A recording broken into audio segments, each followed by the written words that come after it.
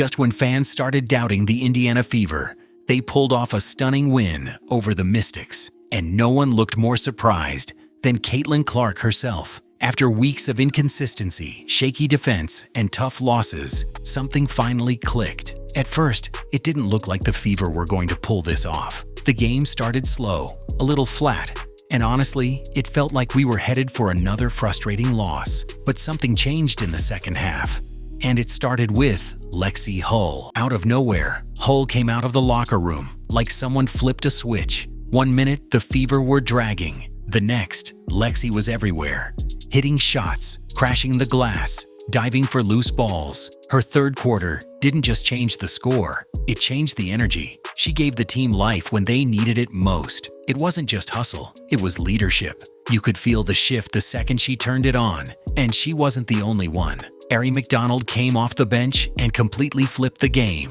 Before she stepped on the court, the Fever looked unsure. No pace, no rhythm, no direction. The second she checked in, it all changed. She brought speed, pressure, confidence. Her defense gave the Mystics real problems. Her leadership calmed things down when it got chaotic. It was one of those performances that doesn't always blow up the stat sheet, but completely changes the game. While Hull and McDonald were leading the charge, Kelsey Mitchell kept doing what she does best, scoring. She dropped 24 points and made it look smooth the whole way. In the fourth quarter, when the Mystics started to fight back, it was Mitchell who stepped up. She hit the big shots, she made the right reads, she kept the Fever in control. Calm, focused, dangerous. Aaliyah Boston didn't have her usual night, mostly because of foul trouble, but when she was on the floor, she made an impact.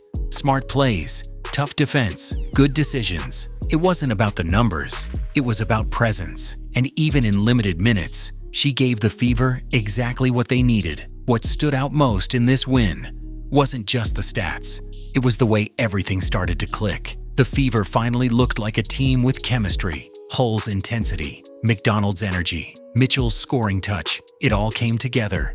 The pieces were finally moving in sync. And the big question now is this: can they keep it going? Because if this version of the Fever shows up again, they are going to be a real problem. Just when it felt like the Fever had the game in the bag, things took a weird turn. After building a 14-point lead, the energy was sky high. The team was locked in.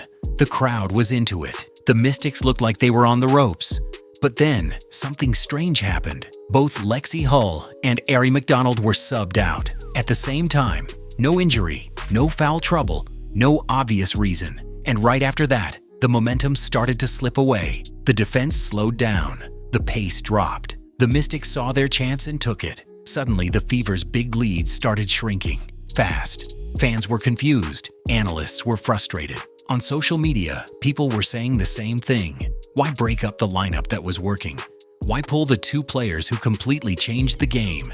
It didn't stop there. The coaching decisions kept raising eyebrows. All night, Kiki and Shakira Austin were playing well. Strong individual minutes, good energy, real impact, but they were never on the court together, and that had fans really scratching their heads. With the team struggling to hold a lead, why not try pairing the two most effective bigs on the floor? Instead, the rotations felt scattered, the lineups didn't make sense, and the game, which should have been a blowout, turned into a nail-biter. This wasn't about one bad call, it was about a pattern of odd substitutions, missed opportunities, and a lack of adjustment. The players had the heart, but the coaching nearly let it all slip away. It was a win, but it didn't have to be that close. Even with the win, not everything looked sharp. There were some clear weak spots, and a few players who just didn't show up the way the team needed. Bree Turner was one of them. She got minutes, but it was hard to see why. Missed rotations, bad spacing, no rhythm on either end. On offense, she looked hesitant. On defense, she was a step behind. Fans were quick to call it out. Some even said flat out, she should not be in the rotation at all. Then there was Bonner, a player who's expected to bring veteran presence and scoring touch. But in this game, she disappeared. No impact, no pressure, no spark. In a moment when the team needed solid, reliable play, she blended into the background. That just can't happen. Sydney Coulson brought effort. No one questions her hustle. But even with all that energy, the skill gap showed. Her shots weren't falling. Her defense couldn't keep up. and it felt like the game was moving faster than she could adjust to. The heart is there, but right now, the execution isn't. These aren't just off nights. These are rotation problems, and if the Fever want to keep winning, they will need to tighten up the lineup and get more out of their bench. Because when you have a lead and the wrong group hits the floor, it doesn't take long for everything to fall apart. The starters are setting the tone, but they can't do it alone. After the final buzzer, all eyes were on Caitlin Clark. She didn't have a huge scoring night, but her presence was felt. The way she moved the ball, read the defense, and led the offense in big moments showed growth. But what really stood out was how she reacted after the win. In the post-game interview, Clark gave credit where it was due. She praised Kelsey Mitchell's shot-making, Lexie Hull's energy, and Aari McDonald's impact off the bench. You could tell she was proud of how the team fought through the chaos and closed it out. But she didn't sugarcoat everything. When asked about the team's fourth quarter struggles, Clark was honest. She said they need to do a better job holding leads, making smart decisions, and staying locked in. She wasn't calling anyone out. She was holding the team accountable. That's leadership. And it's coming from a rookie. Clark's reaction showed exactly where her head is. She's not just here to put up numbers or make highlight plays. She wants to win. She wants this team to grow. And she's not afraid to speak up when something needs to change. It wasn't a loud or dramatic moment, but it was powerful. Because for all the pressure she's under, Caitlin Clark is still finding ways to lead. And games like this are proof she's learning fast. This win wasn't just a victory over the Mystics. It felt like a turning point. For the first time in weeks, the Indiana Fever looked like a team with purpose. McDonald brought the spark. Mitchell delivered the points. And Clark, she is not just learning, she is leading.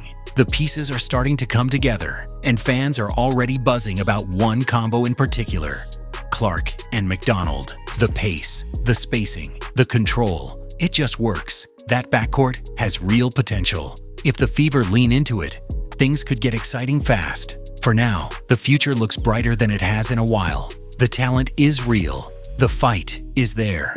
And if they keep building around what works, this team might not be rebuilding much longer. For Caitlin Clark, this feels like the beginning of something big.